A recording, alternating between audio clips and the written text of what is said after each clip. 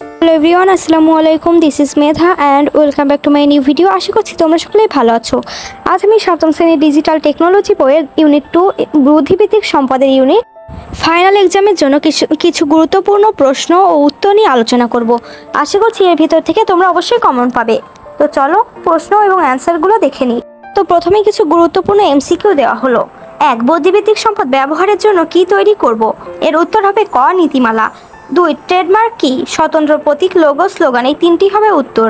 3. বুদ্ধিভিত্তিক সম্পদের অপব্যবহার করব ক, আদালতে মামলা, খ, ফর্মুলা তৈরি, গ, নতুন সম্পদ তৈরি, ঘ, কিছু করব না। অ্যান্সার হবে ক। 4. ট্রেডমার্ক নিবন্ধনের ধাপ 2টি, 3টি, 4টি, 5টি? 5টি। 5. কোন ওয়েবসাইটে ট্রেডমার্কের আবেদন ফর্ম ডাউনলোড করব? এটার অ্যান্সার হবে ক নম্বর। 6 নম্বর, ট্রেডমার্ক কোন ক্ষেত্রে অপব্যবহার করা হয়? ক, ব্যক্তিগত, খ, সামাজিক, গ, শিল্প, ঘ, অর্থনৈতিক? অ্যান্সার হবে ক, ব্যক্তিগত। রিজু কি তৈরি করেছে? এর উত্তর হবে মোবাইল অ্যাপ্লিকেশন সফটওয়্যার। কোনটি বুদ্ধিভিত্তিক সম্পদ নয়? অ্যান্সার হবে খ, গাছ। 9. বাণিজ্যিক ব্যবহারে উপযোগী সম্পদের জন্য কি করতে হয়? ক, ট্রেডমার্ক নিবন্ধন। 10. একটি সফটওয়্যার চালাতে কি তৈরি করে নিতে হবে? অ্যান্সার হবে গ, নির্দেশনামালা। 11. কে সকল যুক্তি বিবেচনা করে ট্রেডমার্কের বিষয়ে চূড়ান্ত সিদ্ধান্ত দেবেন? এর অ্যান্সার হবে খ, অধিদপ্তর। ট্রেডমার্ক আলাদা করা চাই, নিচের কোনটি সঠিক?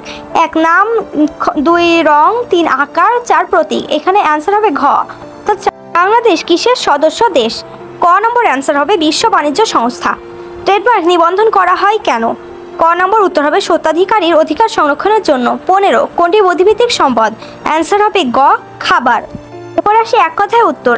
আমি প্রশ্নগুলো বলছি, তোমরা উত্তরগুলো দেখে নেবে। বুদ্ধিভিত্তিক সম্পদ কাকে বলে?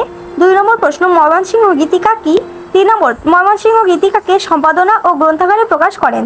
4. দই তৈরির ফর্মুলা কি? 5. বুদ্ধিভিত্তিক সম্পদ বাজারজাত করতে হলে কি করা দরকার? 6. ট্রেডমার্ক কি? 7 নম্বর প্রশ্ন, ট্রেডমার্ক আলাদা করার উপায় কয়টি?